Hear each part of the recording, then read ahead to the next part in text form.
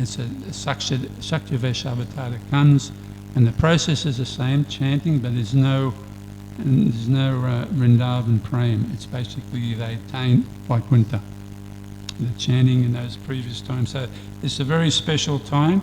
So Lord Chaitanya, so the second reason, Lord Chaitanya, external reason he came, he was thinking to himself, Krishna, after he finished his pastime 5,000 years ago, he was thinking, it's been a long time since I've given this special bhakti to the people of this world. This bhakti which is free of awe and reverence, and it's in the mood of the Brajvasis. It's a very special type of devotional service, which is very rare. At least if you think about it, once in 1,000 cycles, you get this opportunity. So he had that, and the only person that can distribute that type of bhakti is Krishna directly himself, Lord Chaitanya. He came for that. And the third reason, he came for the very, very loud crying and begging that Vaida Prabhu, Srila Vaida Prabhu, saw the plight of the people of the world, and he said only Krishna himself can save them. So he offered Tulasi every day, offered Ganga, and he called out to Krishna to appear, and Gauranga Mahaprabhu came. So that's a bit of the back history from the Adi Leela. So we need to know these things to go forward, because if you don't know the internal reasons, which they're private and internal, but still they're given to us, and that section of the Adi Leela was actually given by Sri Damodar. It wasn't by because Murari Gupta, the notes were taken from Murari Gupta for the Adi Leela, the early pastimes. Murari Gupta was a devotee in Navadvip, and he started penning down Mahaprabhu's pastimes while Mahaprabhu was still around. And then after Mahaprabhu left, he added some bit extras. But the early section was actually, he got that from Sri Damodar's diary about this internal reasons. And now recently we read and heard about Lord Chaitanya taking sannyas. And one of the reasons it's given is because he was caught by fellow students at one point in transcendental ecstasy, calling out Gopi, Gopi, Gopi, right? And they were criticizing him. Said, why are you calling out Gopi? Not understanding his internal mood or anything about him, and they became offensive. And Sri Chaitanya Mahaprabhu was thinking, I've come here to deliver everybody, now they're committing offences, they're going to go to hell, so what can I do? So he decided to take sannyas. That way, in that culture, sannyasis are very well respected.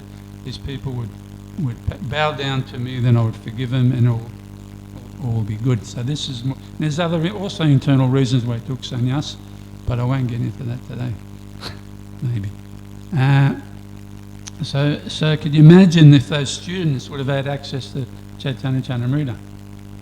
So in a sense, we're more fortunate because we have that information. They couldn't understand him. And now we're going to see Sri Chaitanya Mahaprabhu. He's on his way from Katwa now. He's taking sannyas. He's heading for Jagannath Puri. And if you didn't have this background information about who he is and what he's going through internally, and plus what he's giving externally, you could think he's a bit of a funny fellow, because he arrives at Jagannath Puri, he sees the beautiful deity Lord Jagannath, and he runs towards him, he wants to embrace him, and he falls down really hard on the ground and goes fully unconscious for 9 hours. So you go, okay. And the guards were going to beat him. And I said, this guy's a crazy man. But fortunately, Sarvabhauma Acharya, who here was just happened to be at the time, and he said, no, hang on. And he could see that he wasn't dead. He could see some symptoms of life. He put a bit of cotton wool near his nostrils and a little bit of breathing. And he ordered the attendants to carry him back to his house. And 9 hours later, he came back to external consciousness, and we'll hear about all that probably at the rate we're going in about 2.5 years. I think it's the next chapter. But anyway, so it's good to get a bit of a glimpse. So it's very important to understand Lord Chaitanya's mission and what he's giving us, because it's very, very rare. And you don't have to do anything extraordinary to achieve it, because Lord Chaitanya, he's saying himself, I'm distributing this. He's giving it to us. It's not that we have to go and get it from somewhere. He's given it freely. And he's also intoxicated himself, because internally he's going through these deepest emotional Krishna praying possible, because he comes in the mood of Srimati Radharani. In his experience explained, the mood he's in is the same mood that when Uddhava went and visited the gopis in Vrindavan. And if you read that section, you know, they're all also a bit if you didn't know what was going on, you could think they were a bit crazy. They were crazy. Yes, they were crazy in love for Krishna and separation. So he comes in that mood. When he's in Jagannath Puri, he's also in the mood of the gopis at Kurukshetra. When the Vrindavan Vasis came to Kurukshetra, and they hadn't seen Krishna for around 100 years, and all they wanted to do was they wanted to pull him back to Vrindavan, back home. Just like our Rath Yatra, we put the Lord on the cart and we want to pull him back to Vrindavan, and we bring him back up here from the bottom, we bring him back to our little Vrindavan temple here. So we reenact the emotions that the gopis were feeling. So these are the things we need to know. As far as today's purport, I was really happy when I read this purport, because it says, because I always wondered how these devotees knew so much. And it says here,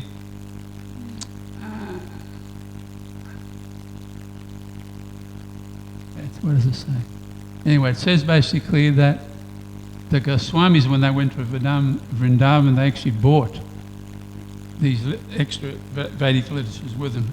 And if you want to know how important this book is and how powerful it is, Srila Krishnadas Kaviraj Goswami quotes no less than 53 shastras. 53 different scriptures are given. That's why when Srila Bhaktisiddhanta Saraswati Thakur we often repeat this, when he was lecturing in South India, it was also raining heavily in South India, and there was local flooding going on, and he was lecturing on the Pralaya, one of the four flooding events in the universe. At the end of Lord Brahma's day, there's some partial flooding. And he posed a question to his audience: if it was flooding, if you had to take something, what would you take? Anyone will take a mobile phone? Computer? So, things, if you get those underwater, you're in trouble. They're not going to work, and you might not get any electricity. Now, you said you take the Bhagavad Gita, you take the Srimad Bhagavatam, and you take the Sri Caitanya Caritamrita. And he said, if things get a bit tough in that water and you're struggling, you can drop the Bhagavad Gita. And you keep going. But then if it gets even more difficult, then you can drop the Srimad Bhagavatam. Isn't that something? But whatever you do, don't let go of the Sri Caitanya Caritamrita. Hang on to it. And he said, because from this scripture, everything else can be re-established. Everything can be re-established. Because these 53, Bhakti Shastras, it's the essence of those Shastras are given in here, which is extraordinary. Who wants to know the number one Shastra that's quoted by Krishna? Any guess? I'll tell you the top three. Number one, it's a no-brainer. It's Srimad Bhagavatam. That's quoted. Number two is Nectar Devotion. Number three is Bhagavad Gita. Throughout. So and those three alone make up about 60% of the verses quoted by Srila Krishnadas Kaviraj Goswami. That's so important. Now, if you go back to Srila Prabhupada, what does Srila Prabhupada give us? More or less the first three books he gave us. Bhagavad Gita, Nectar Devotion, Bhagavatam. And he threw in Krishna book in there as well, because just in case, isn't it? So by studying these three books, and now Prabhupada said everything you need, I think it's a Nectar Devotion, everything you need to know to become fully Krishna conscious in this life is contained in these books. Right? And then someone must say about the books of the Goswami. Yes, we read those books, but generally we read those alongside Prabhupada's books after we've read Srila Prabhupada's books many times, at least 3 times. Then you can read those books. But having said that, even if you don't read them, all the essence of those books are laced throughout this literature. So it's so sacred. It's the most spiritual, most extraordinary spiritual literature in the universe. It's extraordinary. And it takes a lot of study, a lot of hearing for probably almost many lifetimes. But Lord Chaitanya is so kind; He enables us to understand something, So there's also, what did I say, Bhagavatam, right? The Nectar Devotion, which is Srila Goswami, the Bhagavad Gita, Vidagdha, Madhava is the 4th one, which is also Srila Goswami. Lalita Madhava is quoted, top 5 most quoted. Srila Goswami, Brahma Samhita, Vishnu Purana, Padma Purana is up there as well, and Pajavali, Srila Rupa Goswami, Laghu Bhagavamrita, Srila Rupa Goswami. You're getting the drift. But this purport talks about these Rupa and Sanatana. They penned down these literatures for our benefit. And then we can see Srila Krishnadas Kaviraj Goswami expertly following in the line of Srila Rupa and Sanatana Goswami by quoting all their writings in this extraordinary literature. But also this literature gives all of the important pastimes of Sri Chaitanya Mahaprabhu, his later pastimes, and all his preaching pastimes. You'll hear wonderful conversations, Sarvabhaumacharya, Ramananda Roy, Prakashananda Saraswati, if you want, and that, which is extraordinary because that conversation with the Mayavadi sannyasi, and on that point, Prabhupada mentions early on in the Adi Leela, another reason that Lord Chaitanya took sannyas because he wanted to deliver all the Mayavadis. It's interesting. So there was various reasons. So in that conversation, you will be able to, verse by verse, listen and read to what Sri Chaitanya Mahaprabhu was personally speaking to the head of all those Mayavad sannyasis and all their followers. And it's extraordinary if you actually listen to the sequence of verses he quotes, especially from the Bhagavatam, how he establishes his position. It's just, and plus his mood when he approached his devotees. He was so, his humility won him over, and his effulgence bewildered him. He was so beautiful and effulgent, and the manners were very nice. Because they were respectful and rendered service.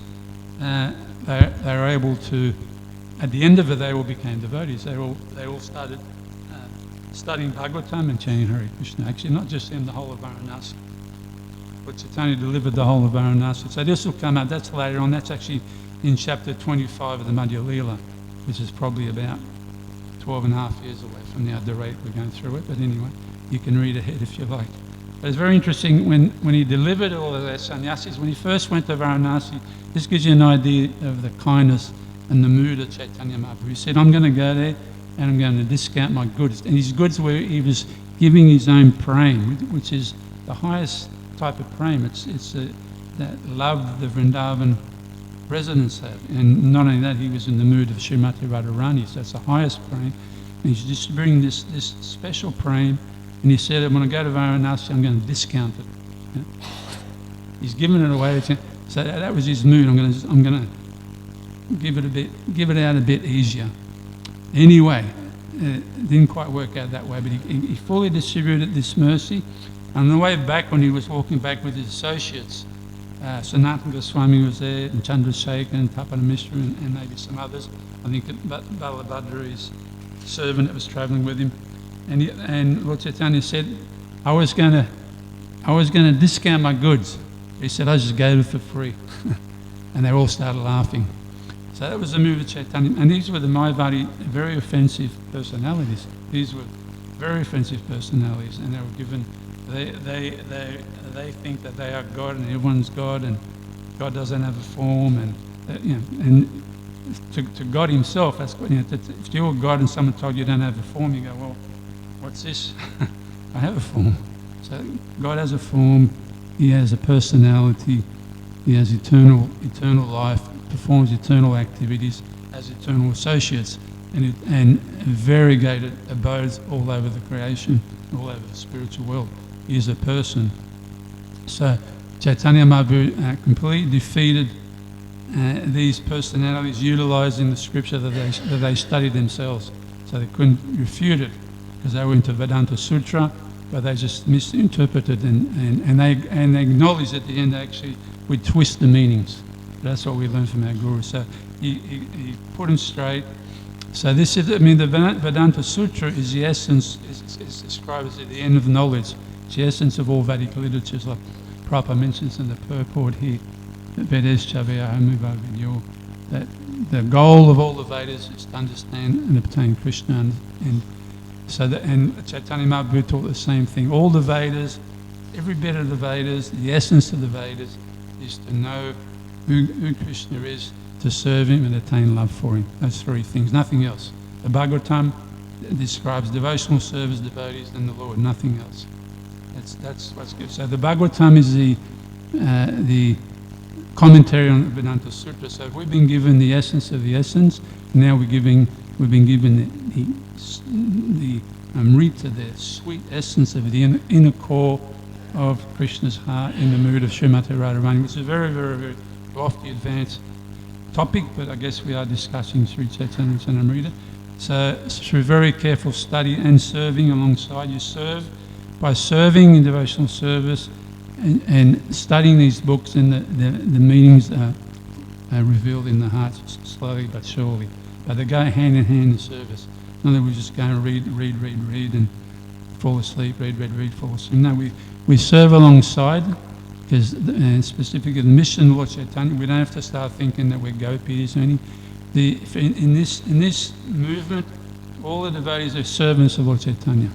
And I attended a wonderful seminar in Mayapur some years ago. It's 2003 in Mayapur. And Bhakti Shri Swami gave a very nice 4-day seminar. And in that seminar, he touched on this point that all the devotees in ISKCON, all we have to do is perform Vaidhi Bhakti. Because we talk about you've got to come to Raganuga. Raganuga means spontaneous devotional service, following in specific footsteps of a specific resident in Vrindavan. That's what we're taught. And it is. He said in that seminar, we do our Vaidhi Bhakti, and he says, our Raganuga Bhakti, we're following Lord Chaitanya who's Radharani.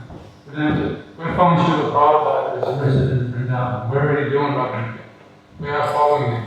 And he said, Lord Chaitanya will take that Vaidhi and he will transform that into Raganuga. We don't have to do anything separate. We just keep serving the mission of Lord Chaitanya, put our wheel, our shoulder, put the wheel, and try our best to serve. And there's many opportunities to serve. You have the front line preaching, you go out and take everybody head on and distribute books and go Harinam. Wonderful service, a nice ecstatic service. So I miss a lot. And all on Fathers, many services here, because we're fortunate that so many guests come here. You don't really even need to go anywhere. I call New Govardhana the outreach in-house preaching. Isn't it? It's unbelievable how many people come here and we have the opportunity to share this great gift with them. But it's like they have these big fishing trawlers, they go out and bring everything on board, and then when they're on board they deal with it. This one goes there, this one goes to fishing pad, one stays in the net, this one goes in the mesh. It's a bit like that, back in the ocean. So we are very, very fortunate, and also Srila Bhaktisiddhanta Saraswati Thakur, the Sri Caitanya Caritamrita was also his favourite book. So it's not an ordinary book, so if you haven't read it and you think it's too far away, or I've still got to read the Bhagavatam, yes, read the Bhagavatam, but you can, this is my humble opinion, you can also read it alongside the Bhagavatam. So especially Davi, because Davi explains everything. It's the tattva, it's the most important one, it's the foundations of the Chaitanya Caritamrita. So once you've carefully read, it can be a bit difficult at first, there's some mega purports in there, but you'll be able to. I started reading when I was a brahmachari many years ago. That was difficult, but we did it. And also, again, Prabhupada gave us this CC before you finish the Bhagavatam. And they were coming out to later receiving the CC, correct? Before they were receiving the later cantos. And Prabhupada finished the Bhagavatam, chapter 15. So anyway, the good thing about this, we've got the Krishna book, which Prabhupada gave us, which helps guide us through him, and Sri Krishnadas Kaviraj Swami quotes out of all the Bhagavatam, quotes the 10th canto the most, and then the 11th canto, and Srila Prabhupada writes purports for those verses. So we've got a lot of direct associations with Prabhupada's purports in these later cantos, and then his disciples who went on and did the translation work, they were taking from that, and they're also reading Srila Prabhupada's books that he was reading, that had little commentaries from the previous acharyas. Prabhupada, when he wrote his commentary, he had a book, and I think Hari Shari said had 14 commentaries on previous acharyas. So Prabhupada would do that very carefully, and he would compose his purports. So how devotees are requested by the BBG and encourages the service have access to the same thing, plus the Krishna book, Prabhupada's lectures, and Chaitanya Caritamrita. So they have a lot of aid and to be able to compose those purports. So I read all through those purports. The moods like up the sense of human Maharaj, and pick up the wake up Prana Blues, before. But still, they're following that strict traditions for Prabhupada, and they're empowered, and they're blessed, and it has a lot of potency and responsibility. So, much more can be said. Srila Vrindavan's Thakur Chaitanya Bhagavat is mentioned constantly through these things. Krishna Thakur, so I won't talk about this, it's already been. So he's very familiar with all those writings. Vrindavan's Thakur wrote his biography for Chaitanya much earlier on. And it's very thorough, it's very early in the past, up to, I'm reading it now, rereading it now, and towards the end, and Chaitanya really just arriving before it. And very wonderful dialogue, so it's much more elaborate than what we can see that dialogue. Because whenever Vrindavan's Thakur had ended it all down, and Krishnadas was swinging not repeated, he just mentioned it and moved on. So we're going to read Chaitanya Thakur as well. Other books that are mentioned as probably the top 10 is mentioned ISKCON Caritamrita by Nirvana Thakur. That was a book that Chaitanya was discovered when he was traveling in South India and brought back alongside the Brahma Samhita. The Brahma Samhita was also significant. These are books that Chaitanya Mahaprabhu personally carried back and delivered to the devotees. So Krishnadas Thakur draws the essence of those books as well. I understand this literature is extraordinary.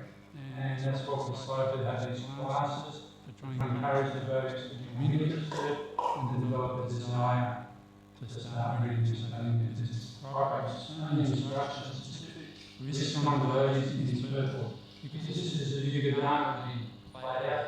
It's very important. What the Chaitanya became as a Bhakta became as a devotee, and first demonstrated how to perform in this stage.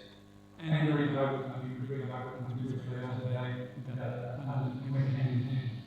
Prabhupada said, I wrote my books so that my devotee would chant Hare Krishna. I wrote my books so that my devotee would chant Hare Krishna. Because you need that spiritual fuel to stay focused on chanting and committed and it's very important.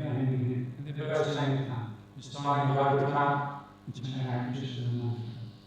Alright, I've talked a lot, and I apologise, I was sitting on my chair, but injured myself.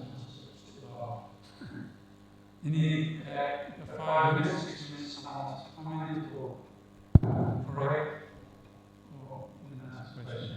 Yes. Thank you for your dedication and enthusiasm for Caitanya Caritamrita really came through. Just a little point is that the CC and Caitanya Caritamrita is so important that Prabhupada said to his disciples, you have to publish this in 2 months. So it was kind of like a race with Prabhupada, how quickly he could do his commentaries, translation commentaries. I'd like to note that Prabhupada actually took 18 months to translate the CC. And you had it ready. So at that time, I didn't have money. No. The reason I was running was that he tells the story after he recently told them what he had commented in the class. And you say, right, and this is 17 volumes, right? And you're talking about publishing in the traditional way, typesetting, editing, proofreading. It's very labor-intensive. It's not like digital like now. So and there were new young devotees doing this, it's not like they've been publishing in the whole life. Anyway, so Prabhupada had 17 volumes ready, and the devotees at that time were doing publishing one book of Prabhupada every 2 months.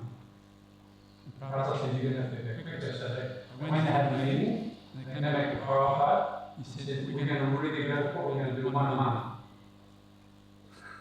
Prabhupada said, that's going to take you 17 months. And then I got another 17 books ready. You're going to catch up.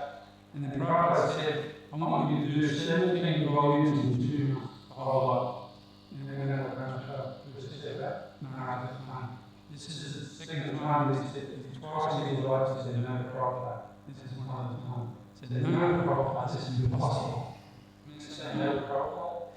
Said, no, Prabhupada, this is impossible. Prabhupada said, possible is the word of the Lord's dictionary. So then, these devotees went to a liberal surrender and dedication to become united. They went 24/7. We're talking about hundreds also. The artist falling asleep on the break. Some of the tears and then they fall asleep and someone can't get pain and it's not humanly possible what they did.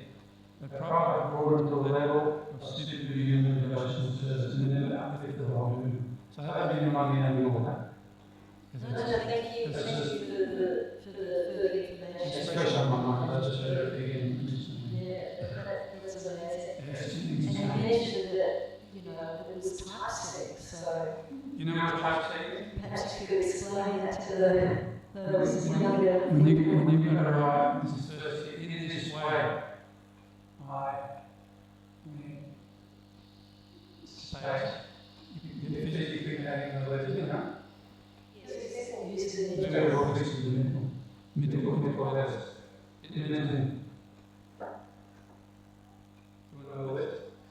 Plus the reality, right? 17 volumes in 2 months. That's just that part. There's also the transcribing, the proofreading and editing. You can look up on YouTube, old-fashioned typesetting, you can see that. So it's a miracle. When I remember the young Ramacharya was successful in my own Ramacharya story, he still does it around the whole story. Because just before that, before that, there was 2 presses at this time. There was the New York press and then the 2 locations. And then Prabhupada asked him to do such a good job that he did New York managed the New York press as well, which is on the other side of America. And this is the first time he said, no, Prabhupada. And then Prabhupada, I'm too busy. How can I manage here at the same time? And then Prabhupada said, how about if I move in the New York press for a lady, can we do it then? And then he went on a marathon. In 2 months, he moved the whole press, all the devotees, 50 families, all set up, all new equipment, warehouses, offices, residential dwellings for all the devotees.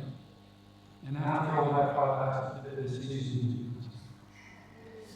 Incredible. Could I just make one comment? That's all the wonderful books that we've been talking about. One other book that we can't neglect is the Caitanya Caritamrita. So that has everyone read Caritamrita? So that came later, yes. Yes, after the Prabhupada had left us, but that book is wonderful. So I encourage you, there's a shorter version called Your Evolution, and then you can get the full version of it, and that is nectar to read. And you start to understand a little bit more about Srila Prabhupada and what he did for us. You've got 30 seconds if you want to hurry on. Sri Caitanya Caritamrita, Sri Krishna's Srila Prabhupada. Thank you very much for staying awake from us. Please read CC.